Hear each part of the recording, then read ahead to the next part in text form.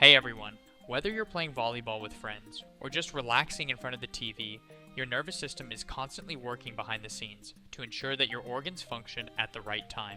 Today, we're diving into the incredible world of the nervous system, exploring its various divisions and how they all work together. Let's start with the basics. Structurally, the nervous system is divided into two main regions: the central nervous system, or CNS, which consists of the brain and spinal cord, and the peripheral nervous system, or PNS, which includes all the nerves outside of the CNS. The PNS can be further subdivided into the somatic nervous system and the autonomic nervous system. First up is the somatic nervous system.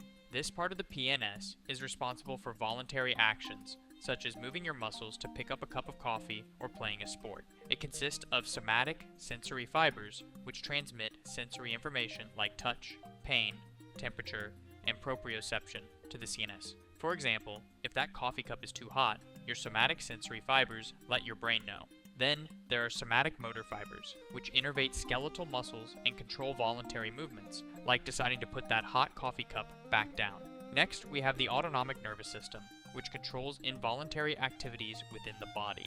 It's like an automatic pilot for processes such as heart rate, digestion, and blood pressure regulation. The ANS consists of visceral motor fibers that carry signals to smooth muscles, like those in the intestines, cardiac muscles, and glandular tissue.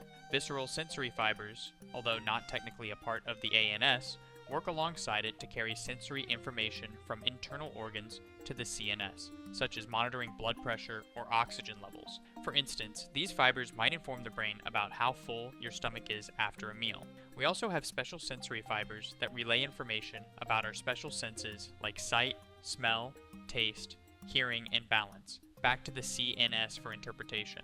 Although they're not classified as part of the somatic or autonomic systems, they influence both systems. For example, smelling a delicious apple pie might activate the autonomic system to stimulate your salivary glands, while a sudden sound might cause the somatic system to turn your head. Now, let's zoom in on the autonomic nervous system, which has two main subdivisions: the sympathetic nervous system, or SNS, and the parasympathetic nervous system, or SNS. The SNS is your fight or flight response, kicking in during stressful or emergency situations. It prepares the body to handle challenges like increasing heart rate, dilating pupils, and redirecting blood flow to your muscles and brain. On the flip side, the parasympathetic nervous system takes over during rest and digest moments, like after a meal or when you're winding down.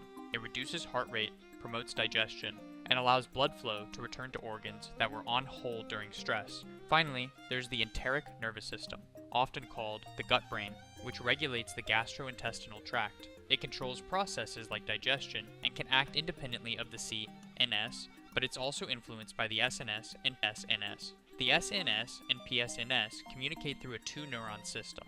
In the SNS, preganglionic neurons originate in the lumbar region of the spinal cord, T1L3, and travel to a chain of paravertebral ganglia. These preganglionic neurons are relatively short, while the postganglionic neurons are longer and extend to target organs. In the PSNS, preganglionic neurons arise from the brainstem and sacral region, S2-S4.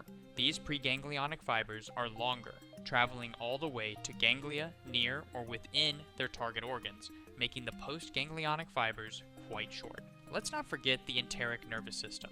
It has two main plexuses: the submucosal plexus, which regulates secretion and absorption, and the myenteric plexus, which controls gut muscle contractions. These networks respond to stimuli, like stretching after a meal, and can directly activate smooth muscles for digestion. Alright, as a quick recap, the peripheral nervous system is divided into the somatic and autonomic systems. The autonomic nervous system has three subdivisions: the sympathetic, parasympathetic, and sometimes the enteric nervous system.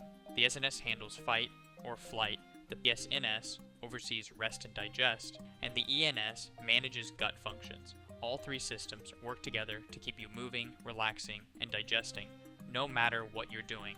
Thanks for watching. If you enjoyed this deep dive into the nervous system, don't forget to check out the King of the Curve app for more educational content. Stay curious, and see you next time.